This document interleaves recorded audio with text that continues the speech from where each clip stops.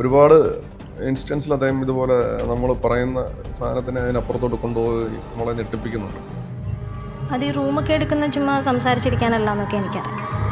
പിന്നെ അതൊക്കെ എനിക്കറിയാം. ബസ്സിലിരിക്കുന്നിടത്താണെങ്കിലും അല്ലെങ്കിൽ പിന്നെ ബസ് സ്റ്റാൻഡിലിരിക്കുന്ന സമയത്തൊക്കെ ആണെങ്കിലും അതിനകത്തൊക്കെ അവരുമായിട്ട് സംസാരിച്ചുകൊണ്ടിരിക്കും. അവരൊന്നെങ്കിൽ അവരങ്ങോട്ട് മാറിക്കഴിയുമ്പോഴോ അദ്ദേഹം വളരെ മൈന്യൂട്ടായിട്ട് അദ്ദേഹം ആരാണെന്നുള്ളത് പതുക്കെ എക്സ്പ്രഷൻ കാണിക്കുന്നുണ്ടായിരുന്നു. ഇപ്പോൾ 21 നായികമാരെ നമ്മൾ പ്രസന്റ് ചെയ്തിട്ടുണ്ട്, ഏകദേശം കണക്ക് പറയും. അതിലൊന്ന് സംവിധായകന്റെ വൈഫാണ് എന്ന് പറഞ്ഞു കഴിഞ്ഞാൽ അതിന് നിഷേധിക്കൂ. എന്ന് പറഞ്ഞാൽ അത് അവളൊരു ഫോട്ടോയിലാണ് പ്രത്യക്ഷപ്പെടുന്നത്.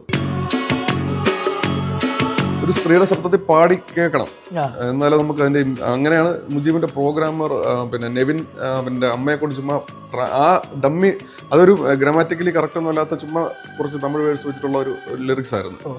പുള്ളിക്കാരിയെ കൊണ്ട് അതിന്റെ എന്താണ് അതെന്ന് അതിന്റെ ഒരു മൂഡ് കിട്ടാൻ വേണ്ടി പാടിപ്പിച്ചതായിരുന്നു. അതേപോലെ വിനായകൻ ചേട്ടനെ ചില സംഗതികളുണ്ടായിരുന്നു. ചില വീടുകളിൽ ചെല്ലുമ്പോൾ നമ്മൾ പിന്നെയും പരാജയപ്പെട്ടു എന്ന് തിരിച്ചറിയുന്ന മൊമെന്റിൽ അയാളൊന്ന് ഡൗൺ ആവുന്നു. വളരെ മൈന്യൂട്ട് ആയിട്ടുള്ള ചില സംഗതികൾ നമ്മുടെ ഷോർട്ട് ഡിവിഷൻ തന്നെ മാറ്റുന്ന രീതിയിൽ അദ്ദേഹം ചില സാധനങ്ങൾ ഇട്ട് തന്നിട്ടുണ്ട്. പിന്നെ ഇയാള് ഒരു അവസ്ഥയെ ചൂഷണം ചെയ്യുന്ന പരിപാടിയാണ് ഇയാൾ ചെയ്തുകൊണ്ടിരിക്കുന്നത്. അത് നമ്മുടെ സമൂഹത്തിൽ ഇന്നും കൃത്യമായിട്ട് നിലനിൽക്കുന്ന ഒരു റിയാലിറ്റിയാണ്. ഏറ്റവും കൂടുതൽ സുഖം കിട്ടുന്നത് മനുഷ്യനെ കൊല്ലുമ്പോൾ.